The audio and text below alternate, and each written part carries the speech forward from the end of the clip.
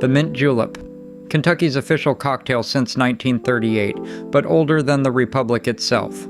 President Theodore Roosevelt famously cultivated his own mint patch on the White House grounds, specifically so his bartender could make these properly. Bourbon, mint, sugar, and crushed ice.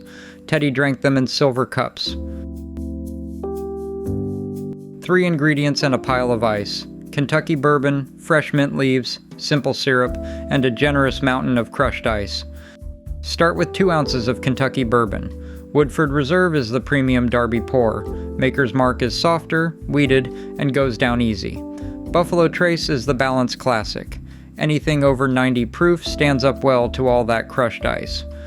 8 to 10 fresh mint leaves. Spearmint is traditional, softer and cleaner than peppermint. If you've got a Kentucky Kernel variety growing, that's the Darby Gold Standard. Teddy Roosevelt's trick was simple. Grow it yourself. Gently muddle the leaves with your simple syrup. Bruise them enough to release the oils.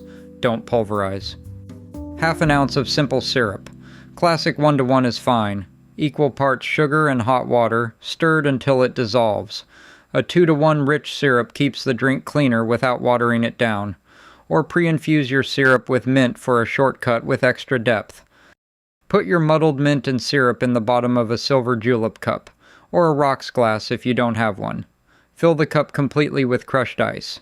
Pour the bourbon over, and stir briefly until the cup frosts on the outside. Top with a mound of more crushed ice and garnish with a fresh mint sprig. Slap it between your palms first to wake up the oils. Short straw so your nose sits at the mint. The mint julep is the Kentucky Derby in a cup, but Teddy Roosevelt was serving them at the White House long before the Derby made them famous. 1 cocktail, 1 mint patch, 1 president.